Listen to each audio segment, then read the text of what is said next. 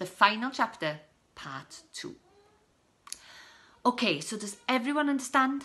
Bessie asked after she and Nin had finished explaining the master plan. Brian was quiet. No one knew about his ability to freeze creatures. He just had to dance and that was enough, he thought. Okay, good luck everyone, said Nin before she and Lopper disappeared through the dressing room door towards the octopus's hiding place to save Crankus Eglogus. They both arrived and peeked inside. Crankus was in an old lobster cage with 3 ugly octopuses guarding him. But in a flash, Nin had whipped and thrown and knocked the octopuses unconscious on the seabed. Whip, slap, crash. Lopper released Crankus from the cage. He was so pleased to see them, especially Nin. But there was no time to chat. The 3 of them had to go on to beat the sharks that were attacking the lobsters at the cave bank.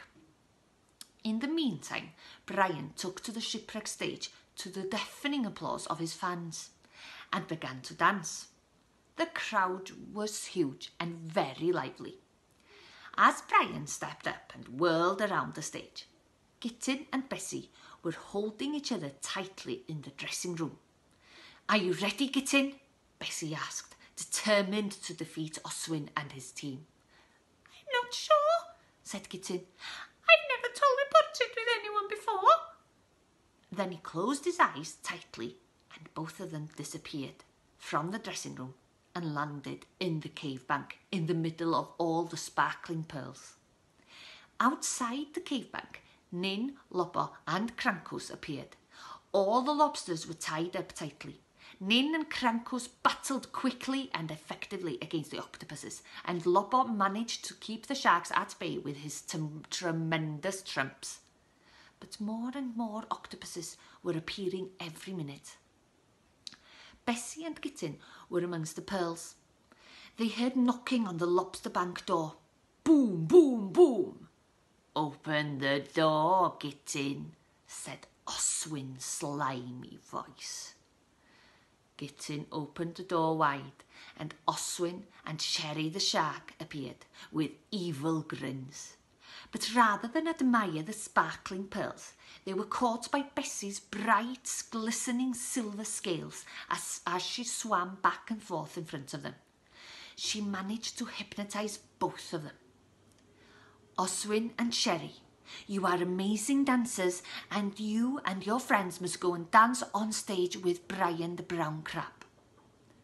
And Oswin and Sherry went straight to call on the others to follow them to the shipwreck dance floor. Then, without asking any questions, the others followed. They were too scared not to do as Oswin and Sherry told them. The crowd at the concert were overjoyed. And when a row of octopuses and sharks came up on stage, all dancing together, they went wild. This was the best concert ever. Suddenly, Mori realised that her time to shine was almost here. But she needed Lopper's help to raise the shipwrecked stage before she could throw it. In a flash, Kitten and Lopper appeared at the end of the ship. They were almost ready. But the crowd was jumping and bouncing wildly now, and that was creating a problem. Are you ready, Mori? Brian whispered as he continued to dance. No, she said. The crowd must stay still, just for a moment, or someone might get hurt as I throw the ship over them, she said worriedly. That's when Brian realised he could help by revealing his secret. He explained to Mori what he could do. But it was vital that she and Lopper looked away so that they weren't frozen. Mori smiled. Fantastic, go for it. Remember, you only have a minute, said Brian. So Lopper and Mori knew what they had to do. The octopuses and sharks and Brian were still dancing. Brian twirled around, moving his legs quickly. Tap, tap, click, click, tap, click, tap, tap. Everyone froze, and Brian shouted, Now! Mori grabbed the ship and pulled. Lopper broke wind to get the ship off the seabed to help her. Brian jumped off the stage. Mori pulled and pulled, but the seconds were ticking away quickly. Again, Lopper! Lopper tried his best, but he didn't have any wind left. 10 seconds! shouted Brian.